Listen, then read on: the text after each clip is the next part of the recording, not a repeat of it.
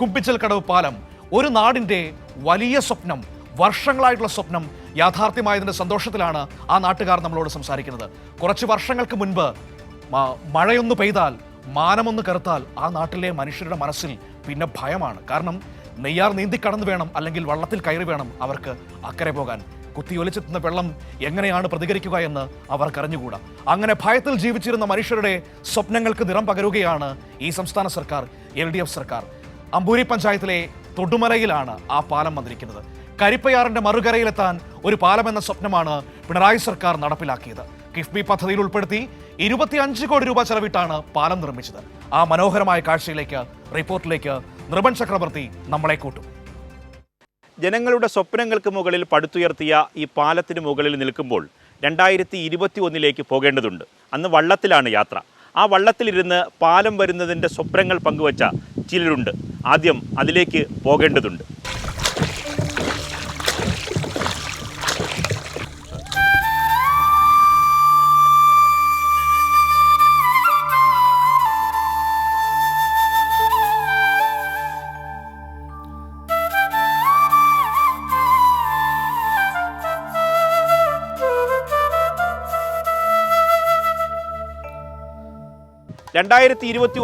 ഇവിടെ വന്നപ്പോൾ വള്ളത്തിലിരുന്ന് പുതിയ പാലം വരുന്നതിൻ്റെ സന്തോഷം പങ്കുവയ്ക്കുന്നവരെ ഇന്ന് വീണ്ടും കണ്ടു. സ്കൂൾ ബാഗും തൂക്കി പാലത്തിലൂടെ നടന്നു വരുന്ന ആ സുന്ദരമായ കാഴ്ച.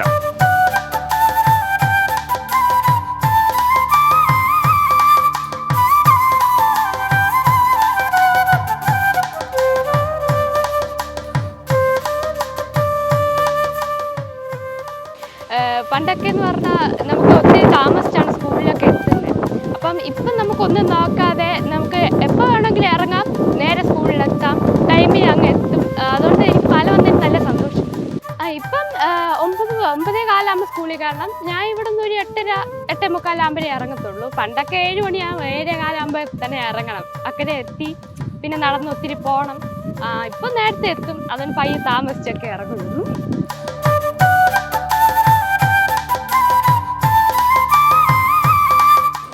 ഭരണത്തിൽ ആദ്യം മുതലേ പിണറായി ഗവൺമെൻറ് സ്വീകരിച്ചൊരു സമീപനമുണ്ട്.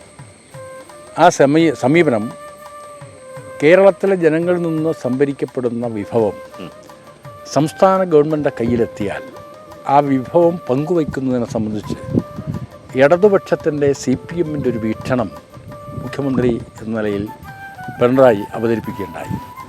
ആ വീക്ഷണം വിഭവം തുല്യമായി പങ്കുവയ്ക്കുക എന്നതാണ്.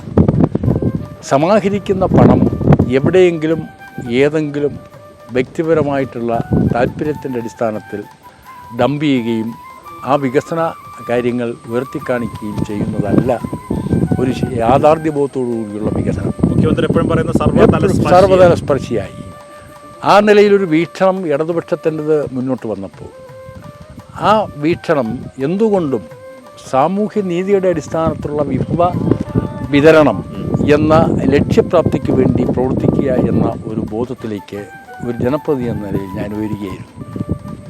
അങ്ങനെ വരുമ്പോഴാണ് പാർശ്വവൽക്കരിക്കപ്പെട്ടവർ, ഏതെങ്കിലും നിലയിൽ നിസ്വരായി കഴിയുന്നവർ, അവർക്ക് വേണ്ടി ഈ ഖജനാവിലെ പണം വിനിയോഗിച്ചാൽ ഈ നാട് പുരോഗമിക്കുന്നതിനോടൊപ്പം അവരുടെ ജീവിതവും തളിർക്കും, ജീവിതവും അഭിവൃദ്ധിപ്പെടും.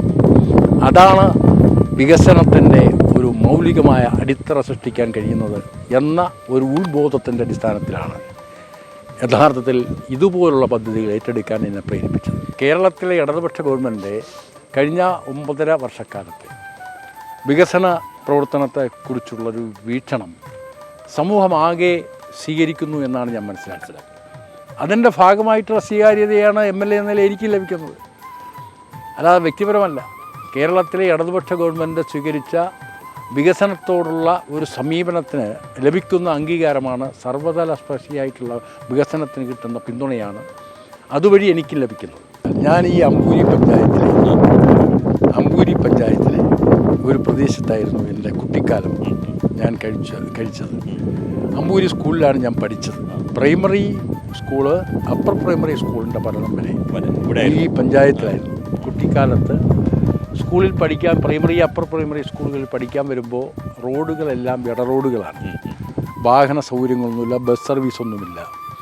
ഞങ്ങൾ ഒരു കൂട്ടം കുട്ടികൾ വീട്ടിലേക്ക് തിരിച്ചു മടങ്ങുന്നത് കടക്കാട് കമ്പ് ഒടിച്ച് അത് പിന്നെ ഉരുട്ടി അത് ഇങ്ങനെ റോഡിൽ ഈ ഇടവഴിയിൽ ഉരുട്ടിയാണ് പോകുന്നത്. കാര്യം പാമ്പുകളുടെ ഇഴജന്തുക്കളുടെ ഉപദ്രവം ഉണ്ടാവാതിരിക്കാൻ ഈ കടക്കാട് കമ്പ് അടിച്ചടിച്ചാണ് ഞങ്ങൾ വീടുകളിലേക്ക് പോകുന്നത്. അത്ര ദുസ്സഹമായ ജീവിത സാഹചര്യമായിരുന്നു ഈ അമ്പൂരി പഞ്ചായത്തിൽ 80% സ്ഥലത്തും ഉണ്ടായിരുന്നു. അമ്പൂരി ജംഗ്ഷൻ, കുട്ടപ്പു ജംഗ്ഷൻ തുടങ്ങിയിട്ടുള്ള ഏതാനും കുടപ്പനമൂട് ജംഗ്ഷൻ ഒഴിച്ച് ഈ ജംഗ്ഷൻ ഒഴിച്ചാൽ മറ്റുള്ള എല്ലാം ഇതുപോലുള്ള അവസ്ഥയായിരുന്നു ഉണ്ടായിരുന്നത്.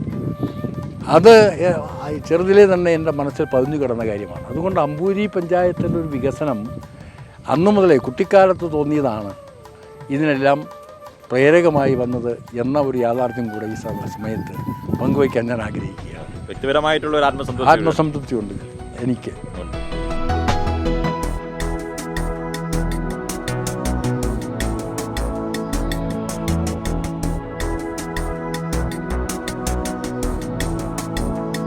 കരിപ്പയാറിന്റെ മറുകരയിലെ തുരുത്തിൽ ഒറ്റപ്പെട്ടുപോയ കാരിക്കുഴി, ചാക്കപ്പാറ, ശങ്കുംകോണം, തൊടുമല, തെന്മല, കുന്നത്തുമല തുടങ്ങി 11ലധികം ആദിവാസി ഊരുകളിൽ താമസിക്കുന്ന കുടുംബങ്ങളുടെ എക്കാലത്തെയും സ്വപ്നമാണ് ഈ പാലം.